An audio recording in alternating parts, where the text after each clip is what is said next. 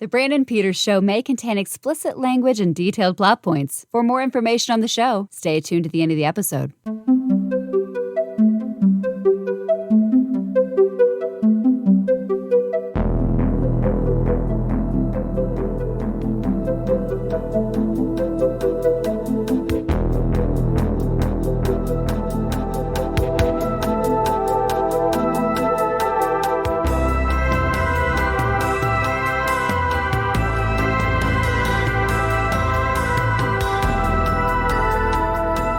And now, here's Brandon. And we are back with another great week here on the Brandon Peters Show. On today's episode, we'll be discussing 1991's Don't Tell Mom the Babysitter's Dead. Coming along for that, I'm very delighted to welcome an author of such terrific children's books as the Tangelo series, Out of the Box, and The Royal Heart, Greg McGoon. Hello. Hello. Hey, happy to have you here. Very exciting. And looking forward to talking about Don't Tell Mom the Babysitter's Dead. I'll say right up front, it's a movie with this show with like, oh, tell me a movie that I never expected someone would throw. It took me by surprise. I was like, yes, don't. Because you were like, I might change my mind. I'm like, don't change your mind. I was thinking of the No, I mean, like within seconds, they were like, tell me about a movie that you love that most people wouldn't expect or something. And like within seconds, that came to mind. And then I went back and forth, but I was like, nope, this is it. Like the first one. First one. And it's a classic and it's iconic. And I will tell you why. All right. But let's talk about you first. I always start with my guest and letting people know who the person who's going to talk about Don't Tell Mom the Babysitter's Dead is. One of the things, I mean, going to your earliest roots that I noticed you like to talk about, you grew up in a candy store. I did. My mom owned a candy store before I was born. And then obviously I was born and then she still owned one.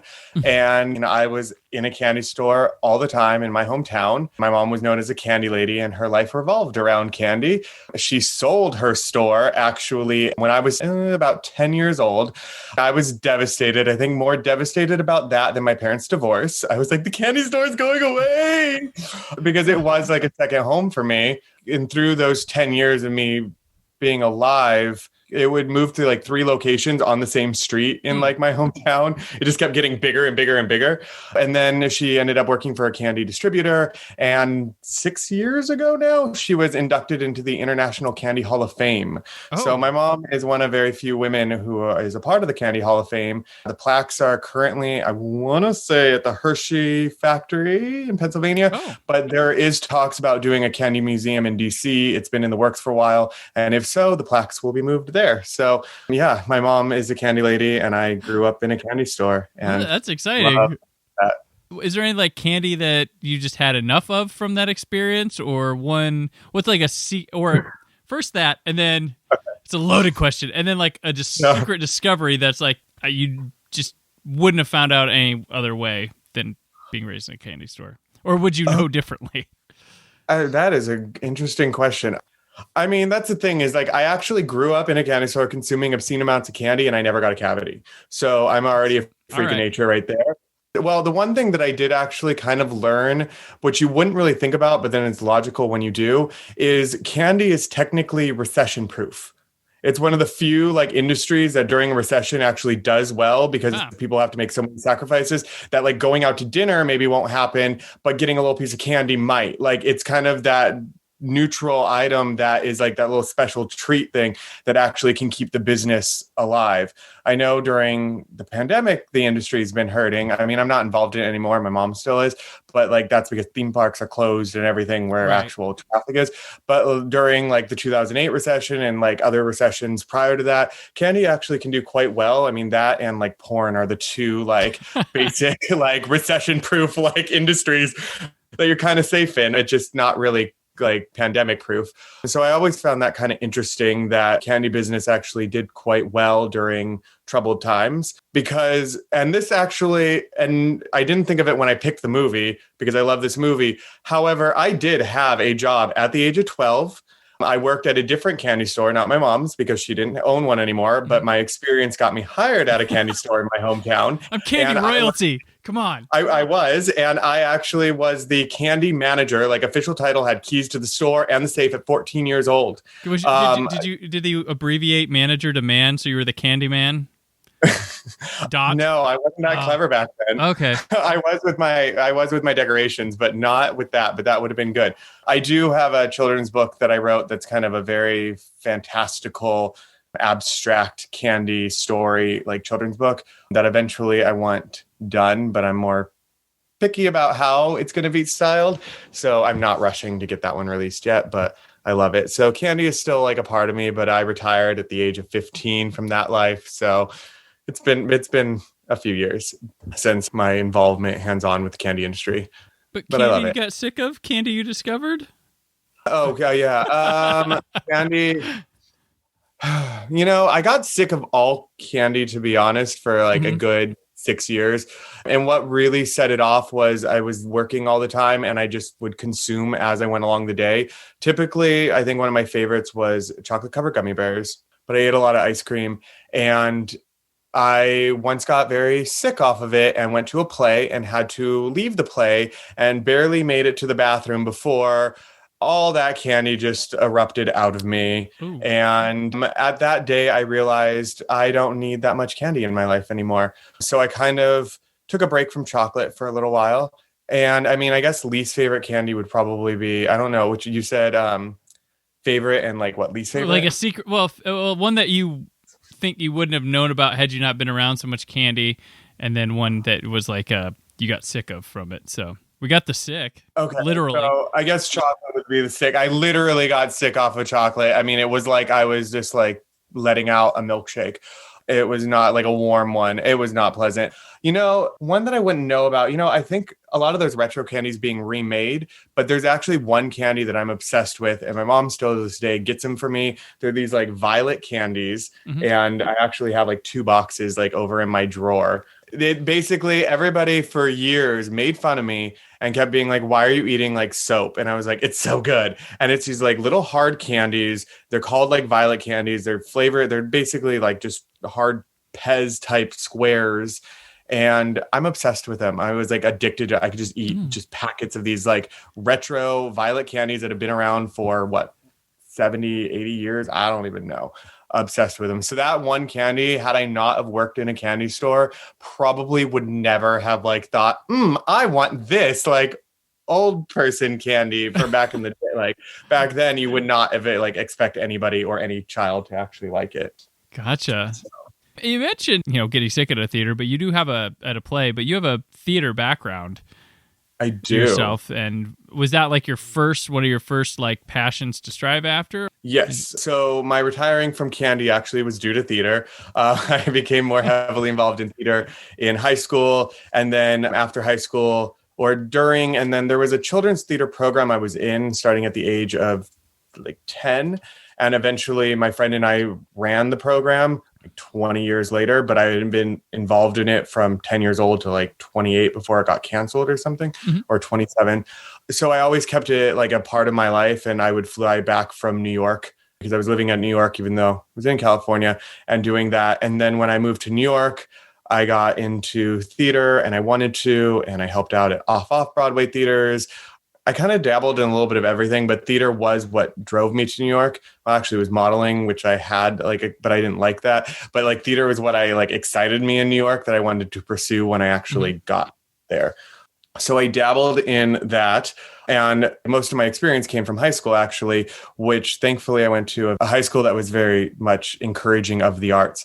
So there was a lot of connections to be made through that. And I actually did a lot of scenic design as well through high school. And my former high school teacher who was in charge of our tech classes, she actually freelanced with Disney and Universal and all the major players. So after graduation, she was like, oh, do you want to help out with things? So actually through her got to experience kind of some fun projects with Disney and other doing like scenic work. So that was able to translate to New York and do a little bit of like sets and prop styling. So I moved kind of behind the scenes and just put myself in that creative world and freelanced my way through New York. So my experience in high school theater actually like allowed me to work professionally in commercial print and in terms of like acting work too.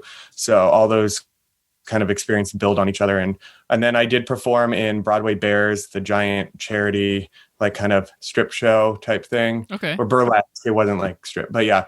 Burlesque. So I performed in that for 3 years. So like I said, I was all over the place in New York. But yeah, theater was what really excited me, and the community that's involved in it and just creating a show. And from there, I was able to branch all over.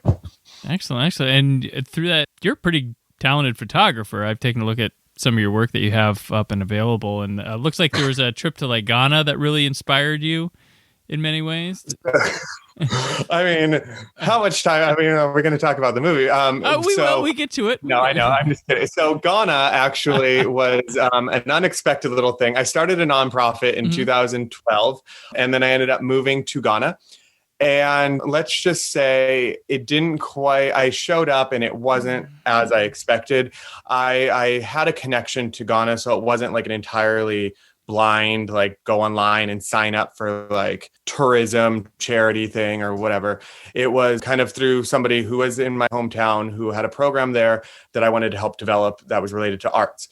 Well, the short version is that really wasn't a thing there. I mean, it was, but it wasn't really. So I kind of decided to stay anyways and didn't really tell anybody. And I showed up at the National Drama Company of Ghana and said, "Hi, I'm from America. I live here now and I love theater. And yeah, if there's anything I can do." And they just kind of stared at me and didn't know what to do. But they're like, "Okay, you can sit around." And I was like, "Great." So I just hung out with them for a while and ended up performing with the National Drama Company of Ghana at the National Theater. And then around the country, they did a little tour, and I was able to like photograph them and go on like part of their leg of the tour. And those connections actually translated to 5 years later when I went back to Ghana and performed in a Tennessee Williams show out there with a director from New York, a brilliant Tennessee Williams kind of expert who has done 10 blocks in the Camino Real in multiple countries, and he always wanted to do Ghana. I met him through a friend of a friend who needed me to help out with something, and then he ended up asking me what I did. I told him about Ghana. Next thing I know, a year later, I'm in Ghana performing again with the drama company, but this time Tennessee Williams. And then 2 years later, they came to America and did the same show and performed in various places outdoors, including DC. So I got the drama company finally to America after meeting them back in 2012, I want to say, is when I first lived there. Theater was a heavy driving force while I was there, but I met incredible people just navigating my way through. I met some designers out there, one of which is a close friend, and she just started her own fashion line, all being made in Ghana to empower workers and all the good stuff out there. So that country will have a special place for me. And yeah, and theater was a big part of that too. So that's a great story. That's awesome. Yeah. We touched on that. I mean, there's a lot more to that story, but that's, yeah. But yeah, that's so for the like Brandon I Peters said, Show After Dark episode. We're talking all it up. Yeah, there are some of those too, but that experience kind of was in 2012, and those contact, like the people that I met there and became friends with, whether they were there or I met people who were in Ghana from other parts of the world or from the US as well, just randomly wandering the country, and they still are friends of mine too. Yeah. So my life has taken a lot of very like kind of wavy turns along the way that's led me to do and there I kind of bartered my way through photography. So that kind of picked up my photography skills, and then I did that professionally for like a couple years after I got back from Ghana. So well-rounded here, and I want to take that right into your children's books that you've been writing that are pretty. I was looking at them and I was like, oh man, this is high quality. So I would need to read them to my daughter. She'll quite enjoy them. It's right up her alley, I would think. But you've got a series called The Tangalos. And correct. Is that your first one was The Tangalos? The first one was Out of the Box, and that was kind of like a one-off before I even knew what I was doing. Mm-hmm. Technically, the first Tangalos was the second one I wrote, but it was the third to be released because The Royal Heart came out second, and that kind of put me on the map so to speak, because it has a transgender princess in it. I personally don't choose to call it a transgender fairy tale. A lot of people do. It's a fairy tale with a transgender princess, because I think the story is broader to that, and it's more about love and acceptance, and just for the idea of just welcoming the person in your life, whether you're a parent and you just accept your child, and being a leader is not determined by gender either. So at the end of the day, so it's a fairy tale about like kind of rising up to be your true self and also be the leader you're always meant to be, no matter the gender. For me, that story kind of blew up and got me more attention than I anticipated at the time. And then getting like interviews by random places, and I was like, oh, okay, this is happening. And that kind of solidified me really wanting to do more children's books. But the Tangelos was really, I think I wrote beforehand, is when I realized I was like, this is what I should be doing and want to be doing. And I'm thankful for the Royal Heart giving me kind of that platform to continue sharing other stories, because the Tangelos are all for kind of emotional wellness and just communication and talking to children. And I'm well aware that they are quite elevated for their age range, considering, I mean, it's written in a very rhyme, like kind of sing-song, Dr. Seuss-esque way, but with some difficult themes and words in there. And I did that on purpose. I don't think we need to simplify things too much for children, but I also think there should be an outlet to have something they can grow with. So if they're 4 and they only laugh at the tongue twisters and the silly words in it, great, but they're still familiarizing themselves with kind of circular thinking and just knowing that there are challenges that we face, rather than just children's stories that are all like sweet and happy endings. Because I've worked with a lot of children over the years, and there's unfortunately a lot of situations that aren't as enthusiastic and as loving, and children need to have coping mechanisms and be able to work through that. So the Tangelos are kind of an important way to create that platform to just introduce more complex thinking, as well as just knowing that life is full of that kind of ups and downs, and it may be great one moment and may fall apart the next moment. And you just have to recognize that you might be going through a cycle and not just happy ending. Okay, great. And now we move on. Now what? Because I mean, again, that has its place too. I think everything does have a place. It's just these stories aren't really the story that you hand to a kid and say, okay, have fun, bye, and like walk away and let them read. It's really an experience to share with the child. Pull a phrase, as a parent. That's the kind of stuff I want my kids to be like within. And I enjoy that you're treating them almost on a level of equality. Like, you're not stupid. We can introduce these ideas. We can teach them stuff. They understand, because they know more than you think. Like, a lot of people, absolutely, generally, or want to coddle and baby them, but they're able to take things straight at face value. It's incredible what they pick up on stuff, and like having material like that is necessary. Like, I would rather, there's a book my daughter reads, and I hate to dog the author, but he did spell her name wrong in his autograph, but it's called like the Staring Contest. And it's just, have you seen that one? I don't think so. It's just a pair of eyes for like 10 pages. Like, go, gotcha. Like, and I'm just like, man, I don't need everything. I mean, they can have escapism too, but of course. I mean, yeah. Yeah, I really like what you've got going, and especially the Royal Heart. That's pioneering into, like, that's why, I mean, you get attention because, I mean, you're a pioneer with this. I mean, I can't think of too many children's books like that introducing like a trans character like that as in normalcy, even just as that's how it's going. So I mean, that's super important. Yeah, and that even came to be because I was trying to write a fairy tale with LGBT themes, but I also wanted like a gay prince one. And this was back in 2015 when I wrote it, but I already had started a different one. But the idea kind of took me over on the prince fairy tale that it got ahead of me, and it wasn't a children's book anymore. It was like a 5-part like outline epic thing that I was like, I'm in over my head. I don't know what I'm doing anymore. And I just stripped it down almost as a writing exercise and just kind of had to take a breath and just wrote a story. and The Royal Heart came out, and it's essentially a Cinderella story in terms of not like rich to poor, but it's more of that transformation moment. Instead of like a ball gown, it's just like, this is who I truly am. And that goes beyond even though it's showcased through gender of male to female, it's really that moment of like, this is who I am. So it could be for anybody like who is coming out or sharing a part of themselves. It's almost like this book being given or shared with somebody is like, I'm like the parents in this book. You can trust me. And then like, so so whoever receives the book has that comfort of knowing like, oh, somebody gave me this, so I know I can feel comfortable sharing who I am with them, type of thing.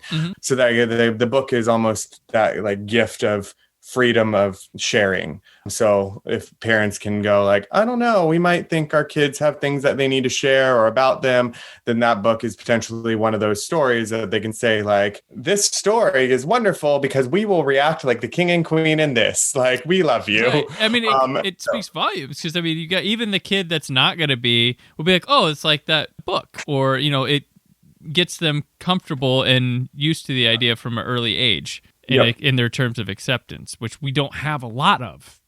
No. I mean, we're getting more, and I think kids are, that's the thing is like kids are generally accepting early on until they're told not to. Right. So that's the tricky part. So I think just having more tangible resources to show them acceptance rather than just their natural like being of acceptance, but the tangible resources can at least last longer, so they can go, oh no, I saw this is something that can grow with me, rather than just hearing I shouldn't like something. I can be like, but the book.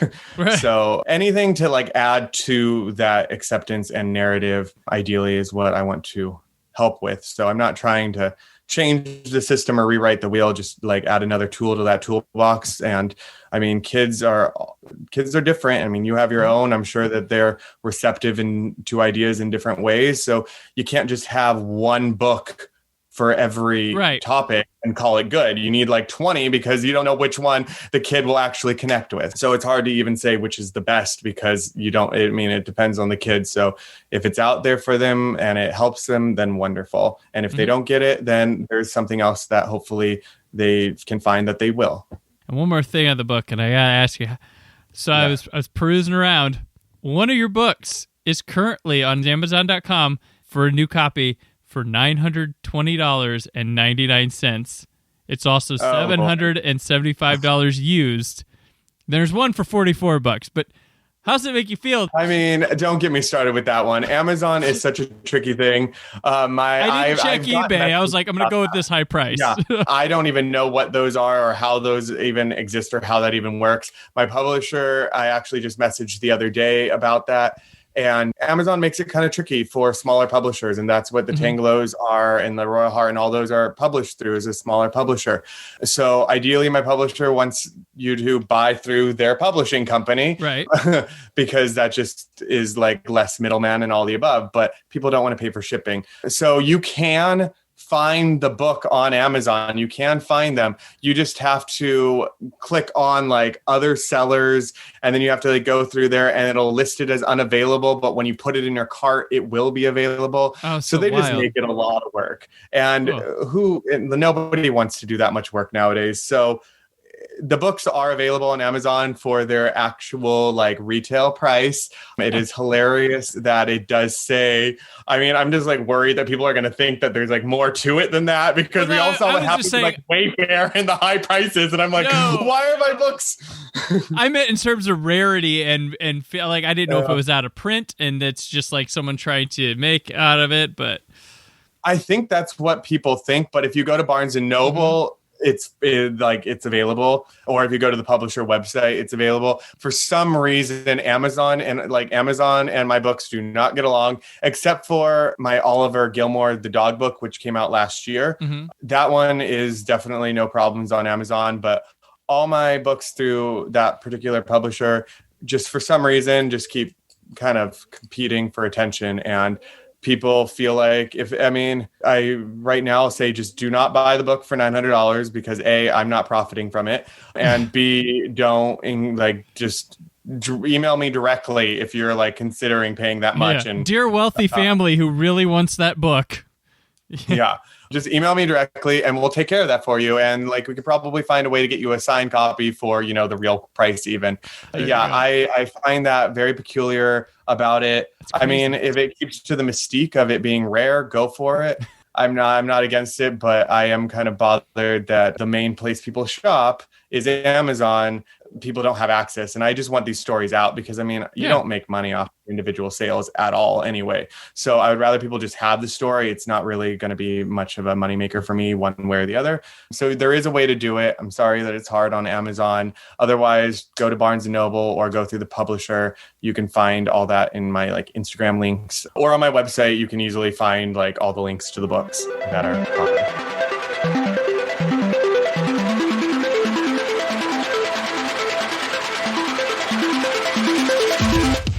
She came. I'm a babysitter. She saw. Ow! She croaked. Don't tell Mom, the babysitter's dead. Now, Christina Applegate spends the summer with no nagging, no curfews, no rules. We got your home entertainment center. You have spent over $3,000? Don't tell Mom, the babysitter's dead. Rock and roll! Rated PG-13. Don't Tell Mom the Babysitter's Dead is directed by Stephen Herrick, written by Neil Landau and Tara Eisen, and stars Christina Applegate, Joanna Cassidy, Keith Coogan, Danielle Harris, Josh Charles, Kimmy Robertson, Jane Brooke, John Getz, Robert Hyde, Gorman, Conchetta Tomei, and David Duchovny. 5 siblings are left all alone all summer when their mom leaves town and the evil babysitter bites the dust. Stephen Herrick, the director, got some good cred here. Director of Critters, Bill and Ted's Excellent Adventure, The Mighty Ducks, Three Musketeers, Mr. Holland's Opus, the 101 Dalmatians live-action one, the Mark Wahlberg Rockstar. So he had a busy 90s. Yeah. And he's currently a director and producer on the new MacGyver series on CBS. Oh, I did not know that. Done a bunch of episodes and produced a bunch. Landau, the writer, one of the writers, did an episode of Doogie Howser, Melrose Place, MTV's Undressed, if you remember that one, and lots of Young and the Restless. And then Eisen, she did that same Doogie Howser episode and an episode of the Ace Ventura animated series. I remember that, actually. Yeah. I do remember the animated series. Yeah. So, okay. Greg, what made you bring Don't Tell Mom the Babysitter's Dead to the show? I don't know why. It's just one of those movies that I love this movie. You don't even understand how much I love this movie. I want to. We're here. So okay. I think I make everybody watch it too. Like if I meet somebody, I'm like, have you seen Don't Tell Mom the Babysitter's Dead? No. I'm like, we're watching it right now. So, I've easily seen this movie over 30 times. I know I watched it at least 8 times last year. I watched it twice already this year. And the more I watched it, the more I appreciate it, which is interesting about this movie too, because it is such a 90s movie. The look of it, there's so many things that aren't relevant really to today, or at least not relevant. At least the way they do things in that movie aren't things that teenagers would even understand today. So that's kind of partially why I do love it. And I know that they are planning on doing a diverse remake, as they say, starring a Black family is one article that I read. And I think they were talking about it last year and it's still in the works to develop it. So the movie has been on my mind. Before we even look at just the overall plot of the movie, we just need to appreciate the brilliance that is Christina Applegate, who turned this role and does with all of her roles, because Kelly Bundy made her popular, roles that could easily be insufferable and annoying or frustrating. She brings a nuance to it and a likability to potentially dumb and unlikable characters. I think it gets overlooked what a great comedic actress she is throughout her entire career. 100%. And she does theater as well. She's done live musical theater, and now at least people are recognizing her talents still with Dead to Me.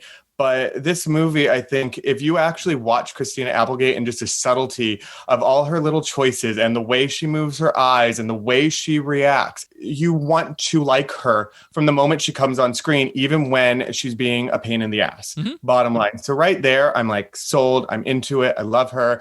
And then we have Joanna Cassidy playing the most brilliant boss in the entire world. She's fabulous, yes.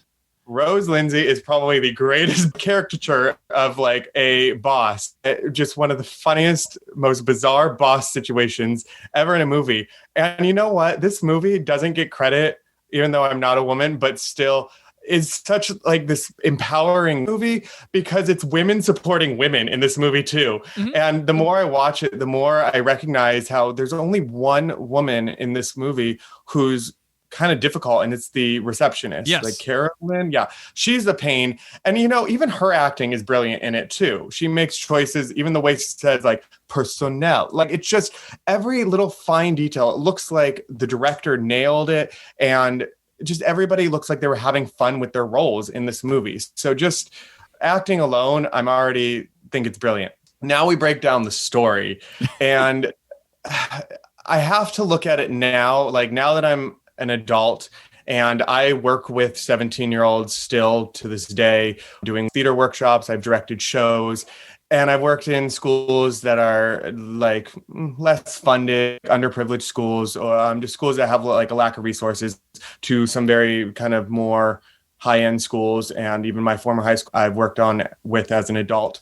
And you kind of have to look at this movie from a very specific kind of socioeconomic standpoint, because Sue Ellen Crandall, like her family and everybody, they have a rather large house, even though for whatever reason it's falling apart. And let's just start right here. What did her mom do for a living? Because she was able to go to Australia for 2 months, like right there off the bat. Yeah. So they live in the boonies of LA, as they called it. They said boonies, I want to say, in the movie. There's like, yeah, well, we live in like the boonies. So they live somewhere around LA in a massive house on a fairly large property. But the mom can go off to, and I'm not like, I'm a couple of years younger than the mom in that movie now, which is crazy to think that like that mom is 37 in that movie. And you're like, interesting. I want to say she's 37, I think. She's got like 5 kids. Yeah. Yeah, she has 5 kids, 37, has a large house, dad's out of the picture, and yet she has this new boyfriend we never see who's like, let's go to Australia for 2 months. And it's like, all right, mom, okay. But you know what? With 5 kids at that age, like having the opportunity to go away for 2 months, I'm like, do it, go for it. You've earned it. I think that's set up believably enough as an adult now. I'd be like, if I could get away, I would. And I don't even have kids. I did have a boss one time. He went to Australia because his sister lived there, and he was gone like a little over a month. Because if you're going to go all the way out there, you might as well stay for a bit. I had friends who told me that too, being like, you should visit us. They don't live in Australia anymore, but you should visit. And I was like, yeah, I just need the time. He's like, oh, you need at least 3 weeks to a month. And I'm like, okay, well, that's doable. Like, there's so many random little like details, but the acting again is just so on point, and everybody takes these characters with stride and like honestly a certain level of earnest earnest nature to it, that you understand them even if it's far-fetched, because the movie opens with like a 30-second kind of cartoon almost of like this babysitter going crazy, and it sets the tone in that very 90s style of, all right, we're getting something that's kind of over dramatic, over the top, outlandish. And although it is very outlandish, you still go, okay, I get you.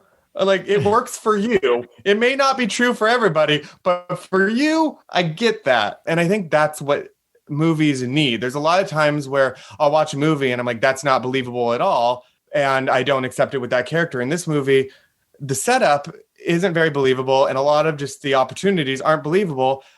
But I believe it for them. And that's all the movie needs to do for me, is I believe it for them. It's told from a kid perspective, so it's allowed to have kid results and the way it plays, I would say, if that's a fair... 100%. And I mean, going back to what I mentioned earlier is, I mean, I had essentially like a full-time job at 14. I had keys to a store. I was running something. I implemented an ordering system for the candy, which they were using still to this year. Like I did a spreadsheet at 14. I was doing all that. So at 17, it's believable. And a lot of the students that I've worked with, I know one that I directed in a show has 3 jobs currently. They're not as glamorous as like working in an office building, but has 3 jobs. And he had a job at 17 as well. And now he's 19. So watching kids work isn't far-fetched. But, it makes me wonder, like, Well, first of all, this family is very white and attractive. So, like, Christina Applegate is obviously an attractive woman who has a certain level of maturity to her already, even though she plays a teenager brilliantly. She embodies this idea of what an adult should be really well, but it kind of plays into that like ambiguous age, kind of Scarlett Johansson kind of does, where she played a 17-year-old and like a 30-year-old in the same year in a movie. Christina Applegate kind of had that flexibility, or has that look when she was younger to look older. So when she is dressed up, the boss says, like, what are you, 26, 27, based on her resume? But looks wise, I would believe her to be in her 20s, or to like 24, 25, I believe it. But I also believed her at like looking like she was 17 at the beginning of the movie too. Like if somebody said she's a 17-year-old, I'm not like, no, she's not, like you do with like 90210 or other teen shows where you're like, they're not 17.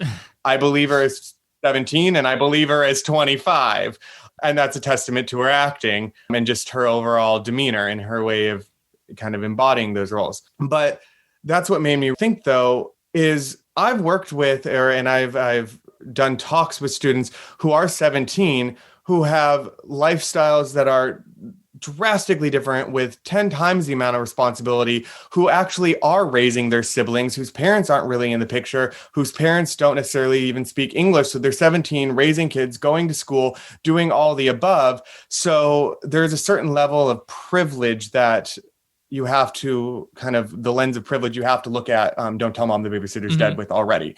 They have a certain level of kind of resources despite their house being disheveled and a bit of a wreck. And if the mom can disappear for 2 months to Australia, they're not like struggling in the tradition. And the younger sibling plays baseball, and like the other kid's a pothead who has this like room with all the decorations. Like, Confederate flag on the wall.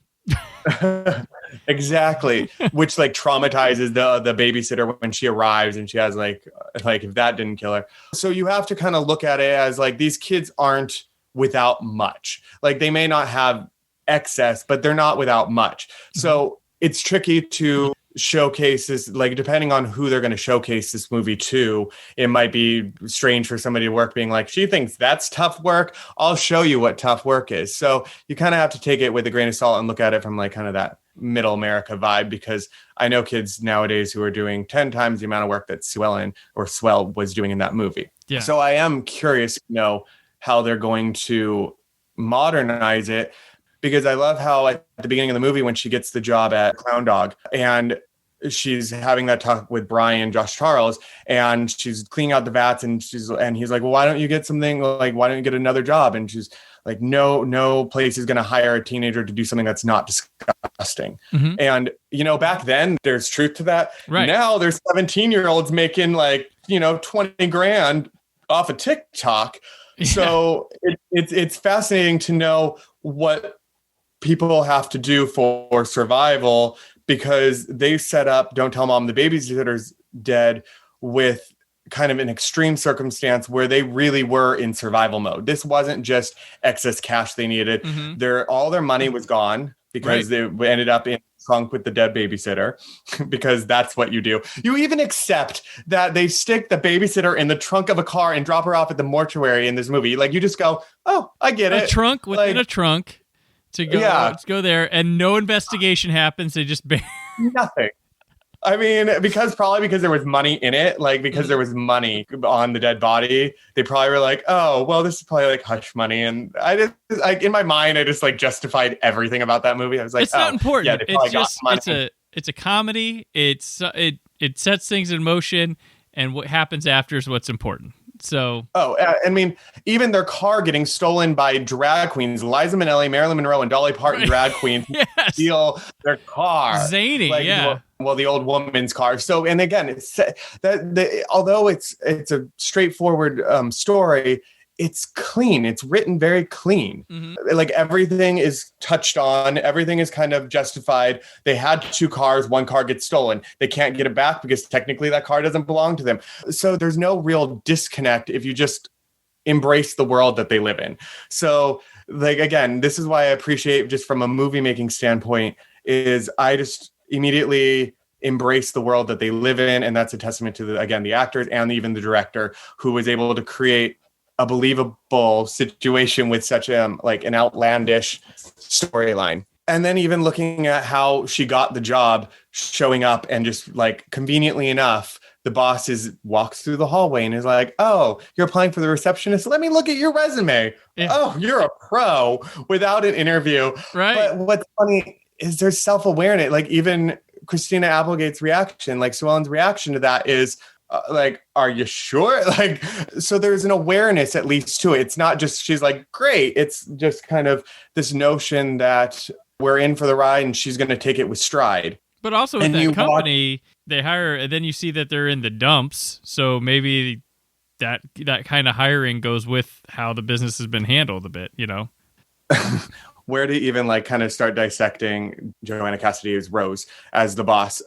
What's funny is as Sue Ellen kind of becomes an adult throughout this movie, you actually start recognizing how all the adults in this movie almost start behaving childlike. Mm-hmm. And you actually so that's why, again, there's certain things about this movie that I fully appreciate because it actually highlights that adults don't actually know what they're doing either, just the same as kids. Right. But you get it in parallel to Sue Ellen kind of understanding this new level of responsibility.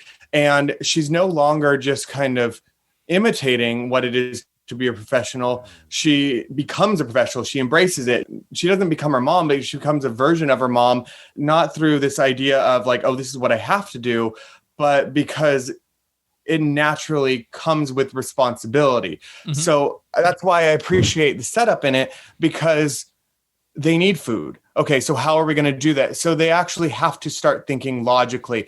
And for that reason, I respect this movie. And I think all kids should watch it because I've noticed, and this is not true for all kids, but I've noted from some experiences, kids are getting lazier nowadays, like in a different sort of way. Yeah. I think because of technology, because of certain resources and certain things that are being given to them, or at least because of game. I don't know what exactly it is, but there is a certain level of kind of ease and comfort that kids have nowadays, or hate to say it and generalize because I hate generalizing, but there is a certain level of entitlement, which I know existed in the 90s, don't get me wrong, but there is this kind of rough entitlement, this entitlement that a lot of teenagers have nowadays, at least when I've done workshops and other activities or done scenic things with kids. And there's this attitude of like, well, why do I have to do it? Like somebody else will do it. Or there's more of a leniency to let kids get away with certain things where, I mean, there are actual schools, like you're not allowed to tell a kid to pick up his litter, like on school grounds, like you're not like actually allowed to. And that just blows my mind. That's not something that would have like ever happened when I was in school. If you drop something, like any adult could be like, pick that up. Nowadays, we're more sensitive to certain things like that. So kids aren't kind of getting pushed in the same direction. They have a whole new set of challenges, a whole new collection of issues with social media and just emotional wellness and just the constant barrage of just not feeling worthy as humans that they have to deal with, which is very different than what I would say my experiences were. And I didn't grow up. I was definitely not a teen. I was much younger in 91 when this movie came out. I do have an older brother, though. That's another story. But I just know that there was a sort of attitude of figure it out. And this movie touches on that, just like, well, you got to figure it out.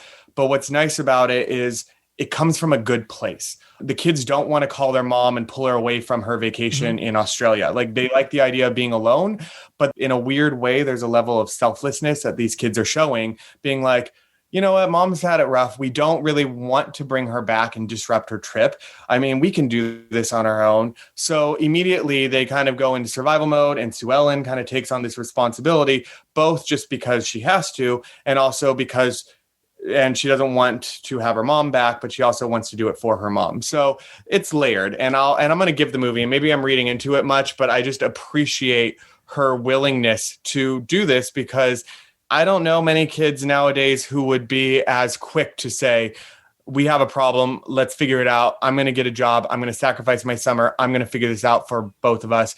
And they flipped a pizza box, for heaven's sake, to decide it.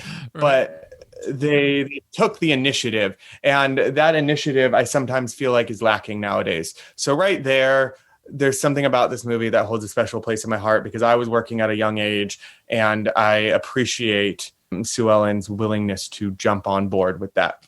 Do you think there's, from kids today, there's less of a willingness to want to become an adult, as more and more of like being a kid forever is acceptable with certain interests, things like that? Like, do you think there's a less of a desire for them to want to act like an adult or to look up to being an adult? Because I feel like there's a lot of where it hits you in life or something, like I need to be mature, more responsible, seems to be just delayed. Like for me, it hit later than it probably should have. But do you think there's like that with a more modern generation? There's less of a desire to act like an adult? Possibly? Yes, because I don't think that there's really a clear definition on what an adult is anymore. I think we used to have one. Right. I think society kind of created this image of what an adult and what working meant and what responsibility meant. I think now that's shifted just because of what opportunities are available now. So I don't think there necessarily needs to be that same notion of what it is to be an adult and responsible. But also there are certain necessities about life that we're not really teaching kids anymore either. Kids aren't really learning about taxes or other certain necessities about life like they used to. And I feel like that's missing. And I think that does need to start, ideally be incorporated back into, because I think there's a level of codependency we're seeing more so with kids. I think they're growing up a lot faster emotionally than kids in the 90s did. But in practical ways, they're regressing. Right. So trade-off of what growing up actually means, because they're exposed to so much more now, but their ability to actually, boil water and fix things is not as, I think, in general, as achievable nowadays as it was, 30 years ago for teenagers of the same age. Because even looking at like our entertainment, I mean, it's dominated by movies. I like to, comic book movies and, all genre franchise stuff, where there used to be the adult movies, there used to be all sorts. Now it's all mixed together, and like used to want to grow up to want to see those adult movies, but now there are none really playing to see. And when growing up in the 90s too, our entertainment and stuff fed to us was like, but the office guy is boring. I don't crush my dreams, Dad. I don't want to be like you. And that office job wasn't bad if people had it, but we were trained to like think, oh no, I don't want to be that dreamless guy or, wandering his dead job. I mean, those aren't bad. They weren't bad jobs. If that's what you could, support a family. You could find yourself creatively. You could do things on the side. But they never showed us that. It was always, office dad. Exactly. Well, then that's what kind of this movie does well. Well, they make all the men in this movie overall sleazy, except for Brian, Josh Charles. He's actually who normally the one plays sleazy guys later on in his career. Right. But in that movie, he's actually genuine. He's wholesome. And he actually has a good head on his shoulders because he's realistic. He's like, oh, I'm taking this job at Clown Dog because I'm paying my way through college. Right. That's believable even currently. Like his family doesn't necessarily have the resources to send him to college. I know those kids nowadays just took a little just fast food job just to do it. Great. Sue Ellen kind of already had this idea of, well, this is above me, or like there's a sense of like kind of, she does start off with a little bit of entitlement. She's like, I'm going to quit this job, but that really was outside of her comfort zone. And she was very fortunate for her circumstances to change to work in fashion.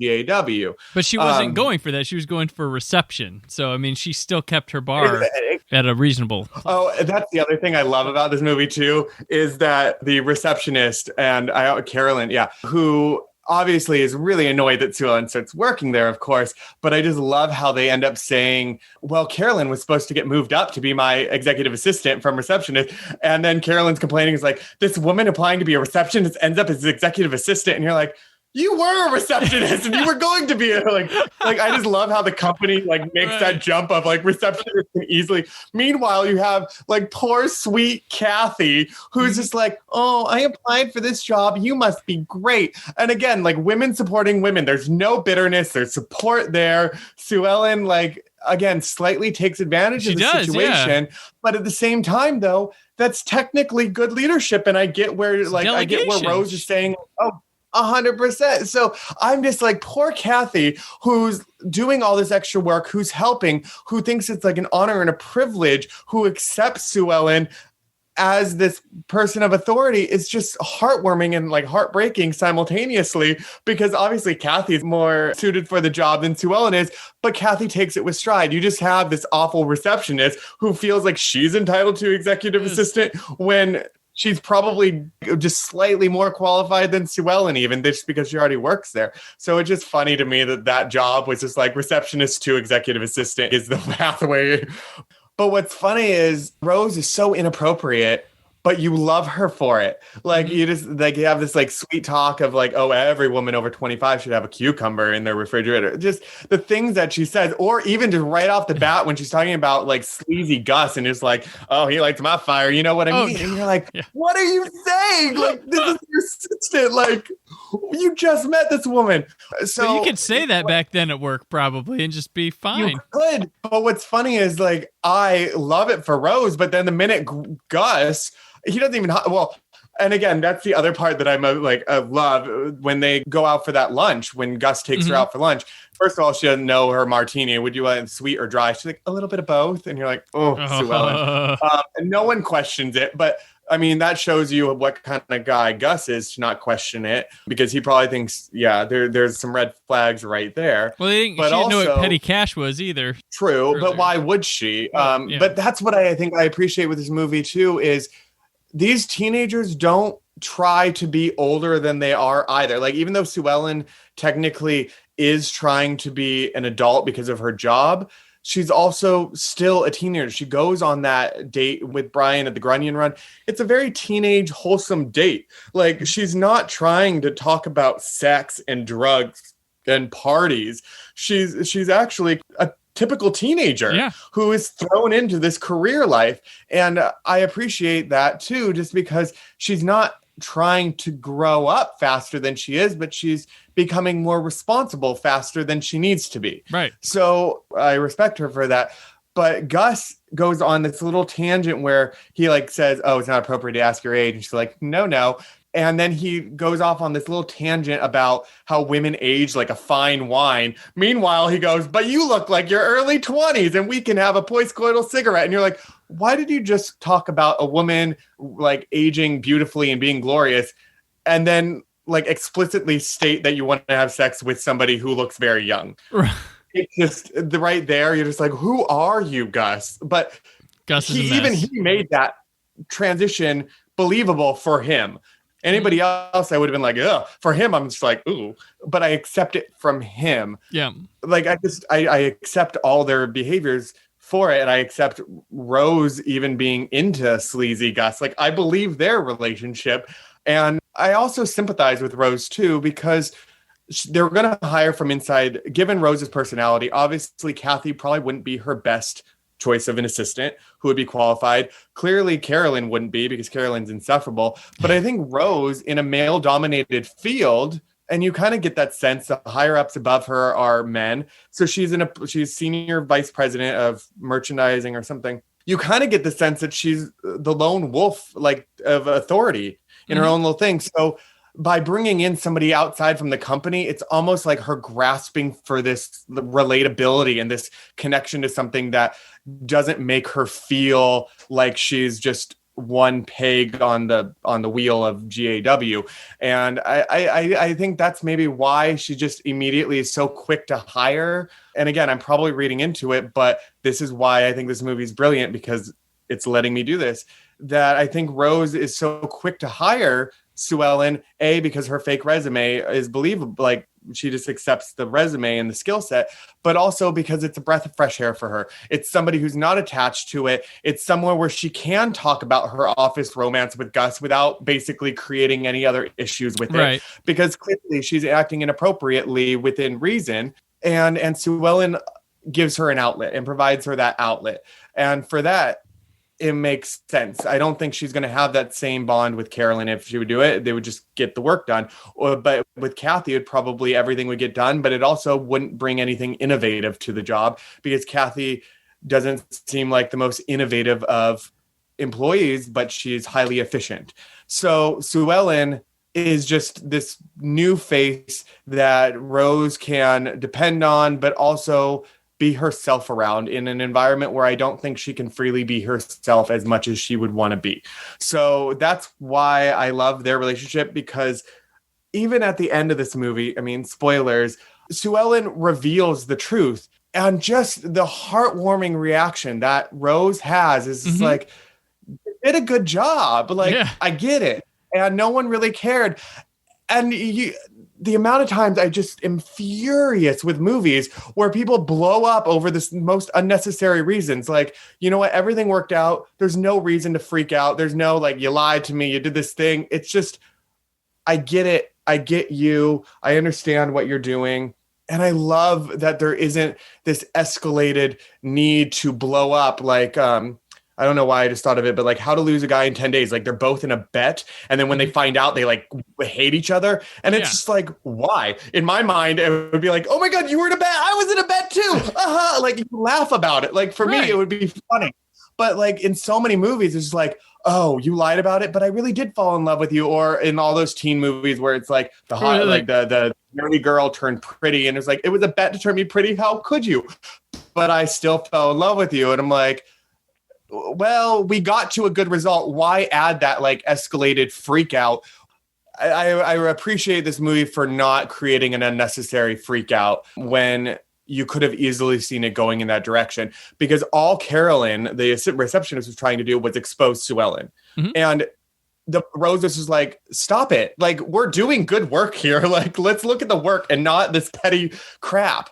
And I wish more people in power would behave that way, because it's just so charming to see like this mentorship relationship that grows from it. Sue Ellen actually valuing her work and the ideas that she has. It's corny. I mean, you're just basically making bright the same clothes, but just brighter. I mean, nothing is really that exciting about her ideas, but you just love how everybody comes together for it. And it's not some petty thing. And it's not some giant, like explode, like unnecessary tangent, or like the assistant getting up and like calling out on the loudspeaker. Like nothing like that really happened. And you see that often in movies, and it annoys me. And it got squashed so quickly. And even the one freak out that happened, and it's rare when that does happen, between Brian and Sue Ellen about how they like break up.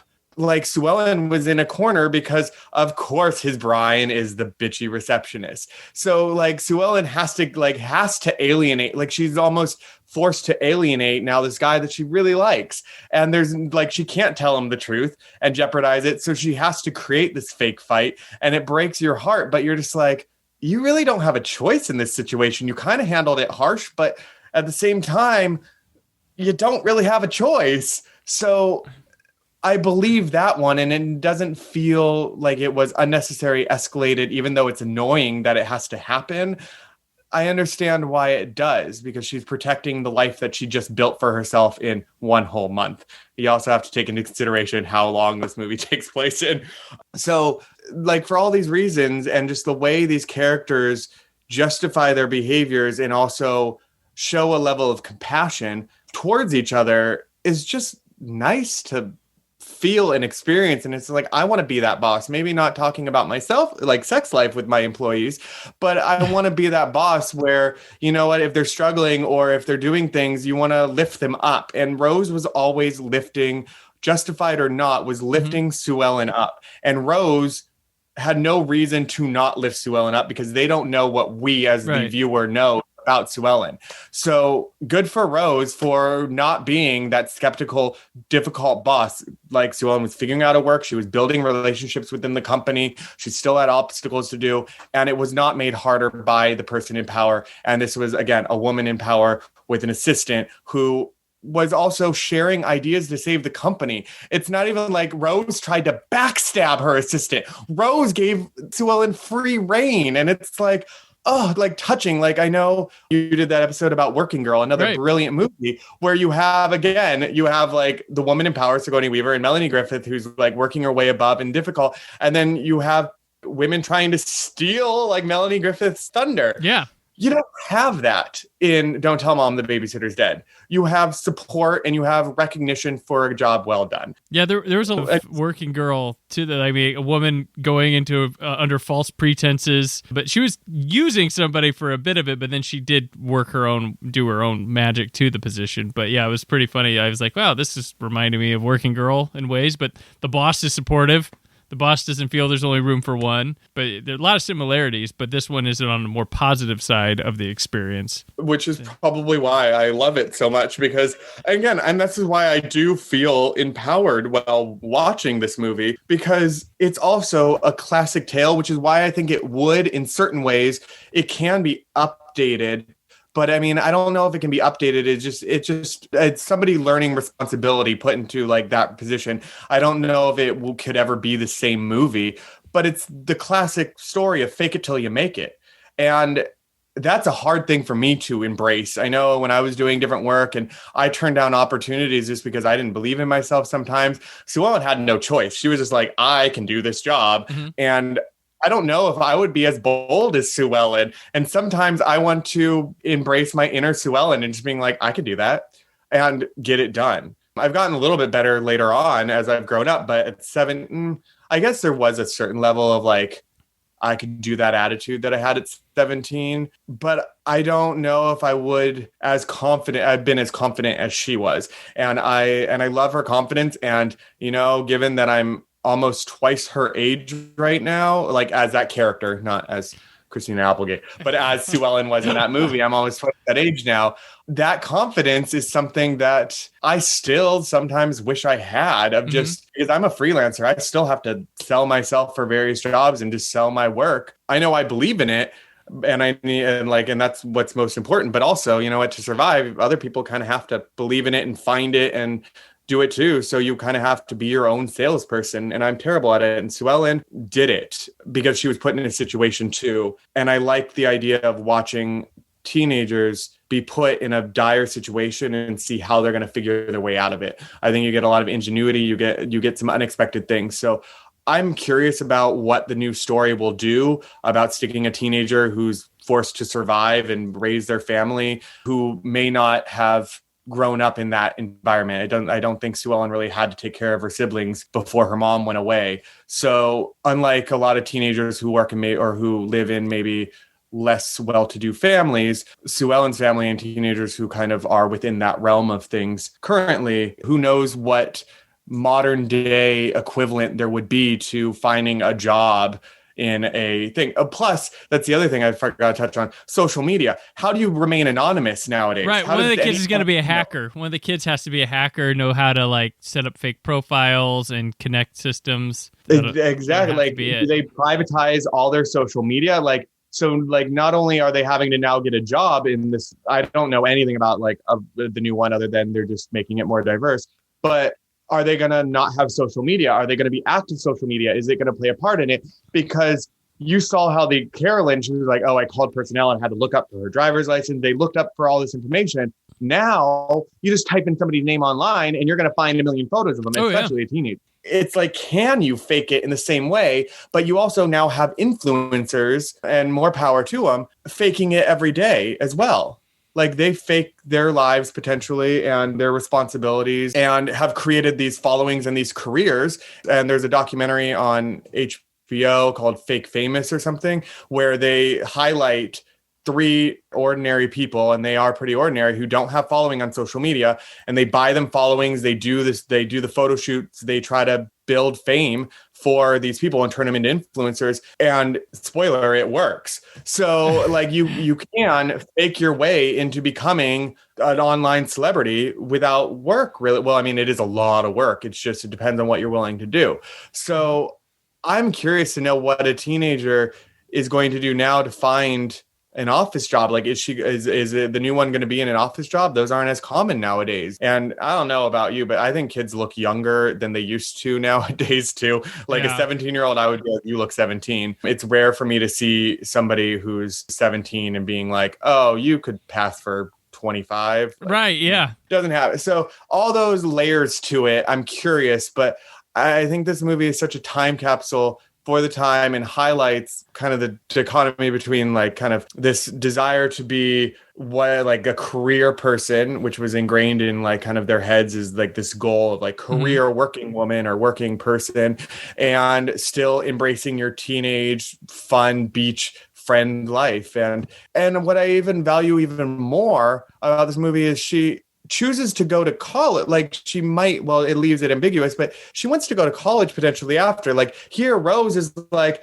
oh, you lied about all this, but you did a good job. And you know what? We can find a place for you in this as a 17-year-old. Now you know who you are. And she's like, you know what? I still want to be a kid. I still want to maybe try college. And nowadays you do see both, like what we talked about a little bit earlier, is the idea of an adult has changed, but we do see this rush to adulthood, but also a rush to stay a child. And people just want to make money now. Like people don't want to work. Yeah. In this movie, it showed a teenager valuing hard work and doing it in a way where that work may be tedious, but it's appreciated.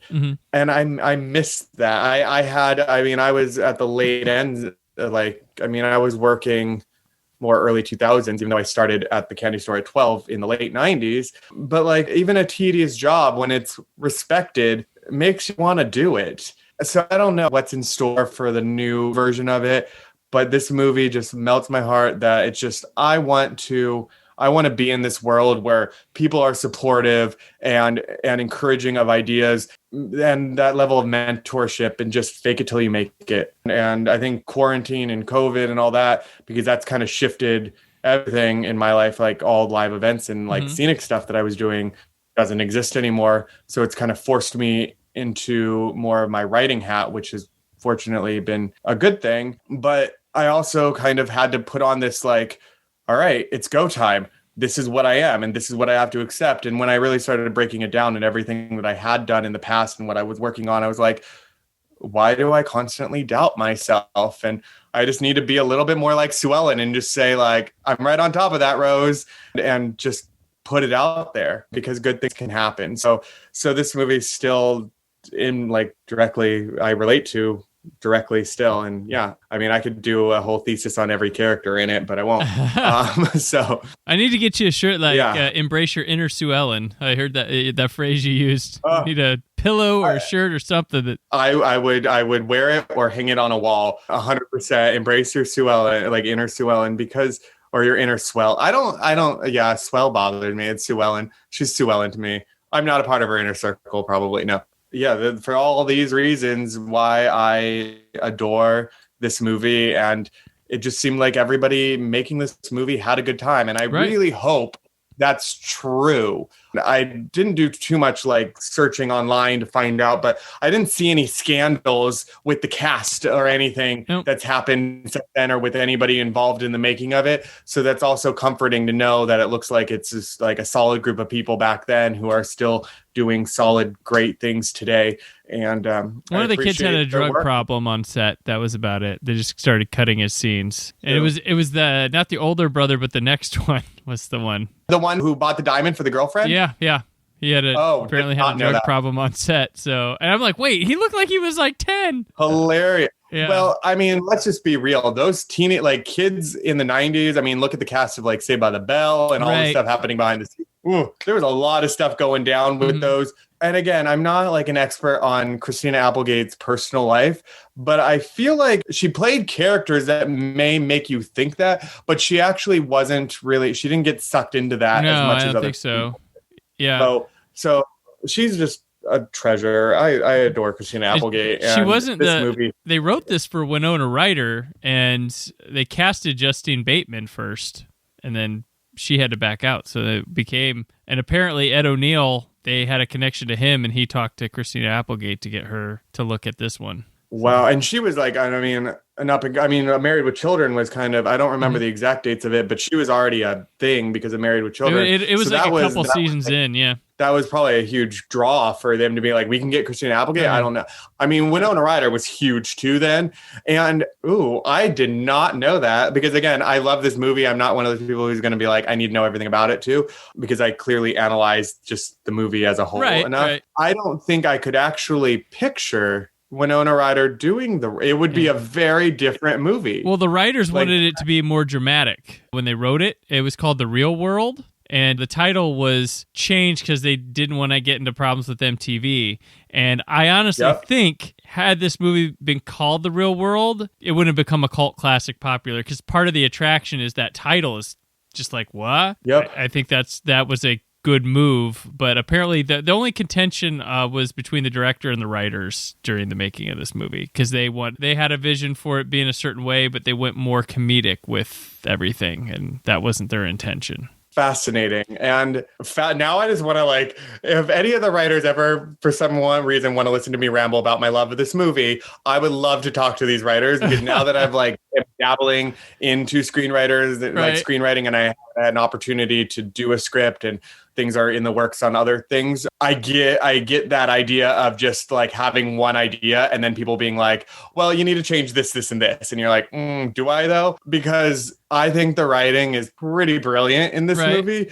So I hope that the writers are happy with what it became, because I bet you they were ripping out their hair during the process of it. But I hope that they managed to still put out something, or at least find that middle ground where they're excited by it as well, because it would really hurt my heart a little bit if most writers are getting contentious with what even a great movie, the writers well, it wasn't my original, that happens. I mean, movies touch so many people's hands, and what it is from the writer afterwards, it's you gotta let it go and let it become what it does. They did have one other casting swap. Jennifer Love Hewitt was in it, and Kids Incorporated wouldn't let her go, so they got Danielle Harris. For Melissa. No, I mean, Danielle Harris is wonderful, and I think Jennifer Love Hewitt could have totally done it, but I think Danielle Harris, if it was written the way that it ended up on screen when they were looking for Jennifer Love Hewitt for it, I think Danielle Harris was the better choice. I think it's more believable to see Danielle Harris with the whole softball and the sports aspect. Not that Jennifer Love Hewitt couldn't do it. It just, I remember seeing her on Kids Incorporated and other things when she was younger, and she was more in the Christina Applegate kind of fun and flirty vibe. Yeah, Danielle Harris can give you more the pretty looking tomboy. Exactly. I think Danielle Harris would sold being put into the pink frilly dress and the big bow more so than Jennifer Love Hewitt, where you would be like, I kind of believe that on you, Jennifer Love Hewitt. But Danielle Harris, you're just ooh, that's awkward. But I think Jennifer Love Hewitt, who I adore as well, would have done just fine in that role. But they were two of my crushes during that decade, so they went right with whoever they picked for that role. Well, there you go. So yeah, no. I mean, I love that you just shared information about this movie that I did not know. So that is exciting for me. When did you first see the movie? I saw it on Fox. It was a big premiere on a Sunday night. I watched this movie, but I didn't see it on VHS. Or I don't think I saw it on VHS. Maybe I did before the Fox thing, but I specifically remember a Fox airing of it. I know I saw it on VHS first. I probably would have been 9 or 10. It was around the time of my parents' divorce. So 9, 10-ish, 11, because I know my dad had moved out and we still were living at the family house. And there was a video store, a VHS, you go in, not a Blockbuster, but just an independent movie store. And I used to, during the summers, just rent tons of movies. So it was 90s movies galore, for me. So I mean, I vividly remember renting Death Becomes Her and Don't Tell Mom the Babysitter's Dead. Just everything within that vein. A lot of Goldie Hawn is just a national treasure too. So a lot of Goldie Hawn movies and Don't Tell Mom the Babysitter's Dead. It was around that time when I was on a massive I wasn't really that sociable. I was kind of more introverted at that point in time when I was younger, and I just watched VHS as much as I could and just went and rented my movies and went back and did it. And I know that was one of the ones that I rented. So that would have been probably 97, 96, 97, probably when I first saw it. So 5 years after it came out. So I was probably a little bit younger than the middle boy when I watched the movie. And I was having those angsty middle school crush problems and all that.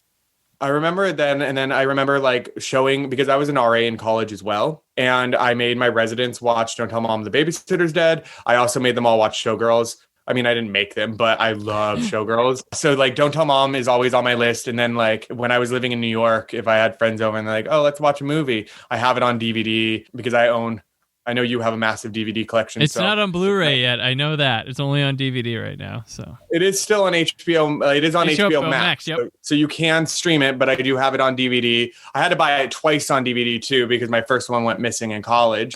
I can be very critical of movies for various reasons. I can appreciate a movie if I like the people in it, even if it's not the best. But then that's my own opinion. And if people want to hate it, I'm not going to get mad at them for it. It's when I'm hypercritical of movies that people are like, this movie is like a masterpiece and here's why. Then if I didn't like it, I will give them like a 10-page report on like every flaw of the movie, like from a technical standpoint, just to being like, you can enjoy it, but you can't call it a masterpiece. So, I mean, for me, like, I guarantee you nobody's sitting there going like, Don't Tell Mom the Babysitter's Dead was robbed during award season and should have been nominated. Like, I'm not that extreme on it, but I appreciate the story and the lessons and the value. And you can find things that are relatable in it. And you can find the empowered nature of it and your inner Sue Ellen. You can find all those things within it. So I love it. If other people don't, I'm not going to grill them on being like, you don't know movies if you don't get it. That's okay.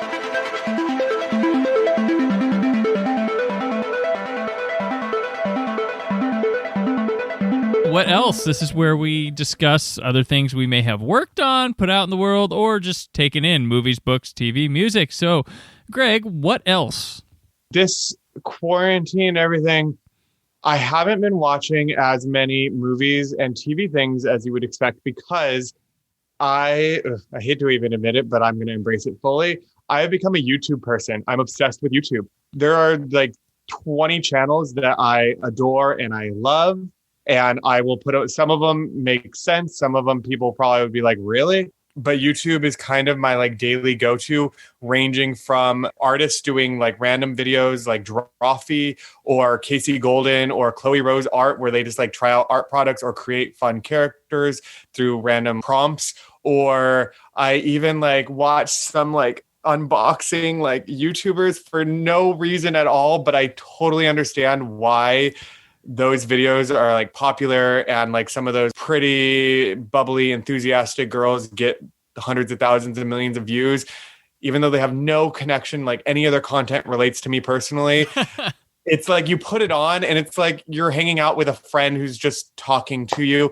Like, I get the appeal of, I don't know, like this whole thing, like for years I think I'm making a point of it is because for years I just never thought like highly of it, or I just kind of questioned it or rolled my eyes at it.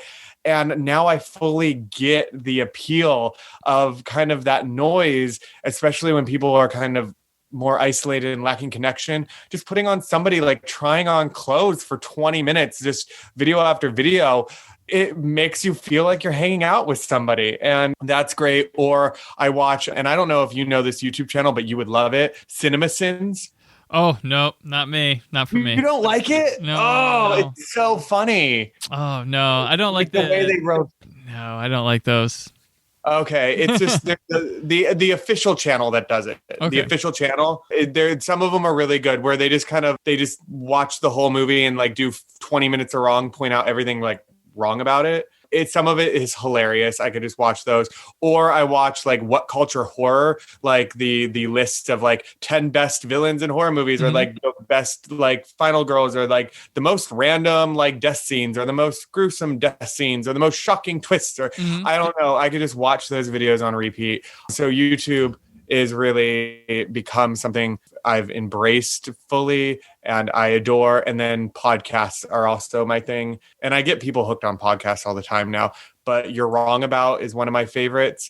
Yeah, I adore You're Wrong About. And now they have kind of like branch off ones, which include Maintenance Phase and Why Are Dads. So those three have like overlapping hosts, and I just adore those three podcasts. And I watch a lot of astrophysicists on YouTube as well. One called Dr. Becky. She's lovely and wonderful. So my interests are quite a large range, from watching like Mia Maples and Hopescope and Sierra Schultze do clothing videos or random like home makeover things to astrophysicists talking about black holes and like PBS space-time. That is my life right now.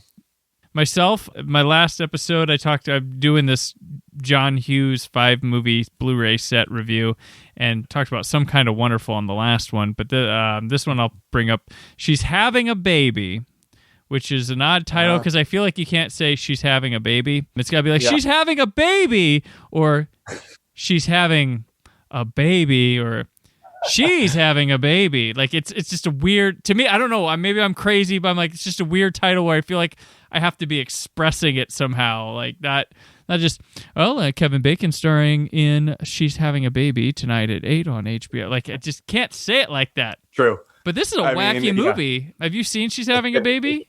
I have. It's been ages. That was one of my like VHS ones. I swear, I remember that one. It's very Family Guy before Family Guy. Like a little like he like drifts off into these weird scenarios. It gets crazy. There's like a musical number with doing the lawn, and it was a lot wackier than I thought. So like I watched some Kind of Wonderful, which I thought would be a peppier movie. It was not.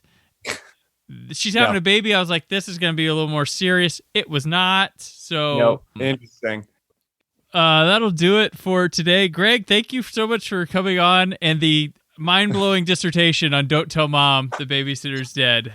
That was outstanding. I don't think anyone's going to ever offer that anywhere. I don't think anybody spent that much time thinking about that movie. So if you found this podcast by searching Don't Tell Mom the Babysitter's Dead, you're welcome. You're welcome for that. I'm here with you, and we can all embrace our inner Sue Ellen together. Right. Excellent. Before we go, let people know where they can find your work and keep up with you around the interwebs. So basically, my name is pretty easy to find, Greg McGoon. There's not that many of them. Type in my name, you can find my website, and otherwise, I'm more active on Instagram. Twitter gives me anxiety, so you can find me there, but I'll check things on it. I just won't post on it, but Instagram is the best way to go, and that is at the McGoonies. So THE, the MCGOONIES. Yes, like Goonies, the movie. And I just decided to embrace my last name and add IES to my handle. So there you go. Gotcha. And I'm on Twitter and Instagram at Brandon4KUHD. Written work on whysobblue.com. There's more from The Brandon Peters Show this week. But until then, always remember to keep the positivity in your online film chatter. Thank you for listening. The Brandon Peters Show is a Creative Zombie Studios production. Produced by Brad Shoemaker and Brandon Peters. Written and edited by Brandon Peters. Announcer vocals by Jessica Alsman. Theme song by Metavari. Web design and show art by Brad Shoemaker with Brandon Peters.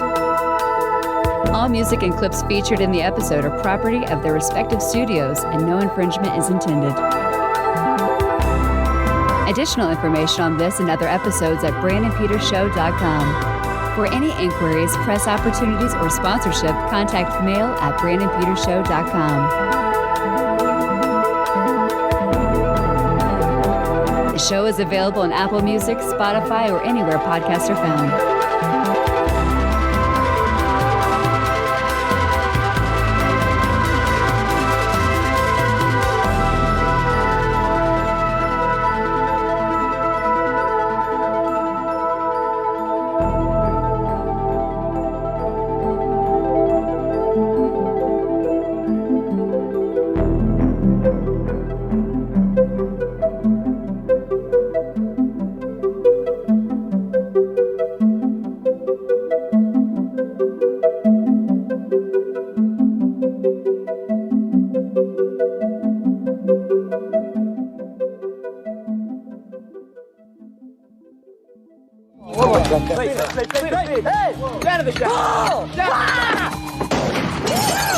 Dishes are done, man.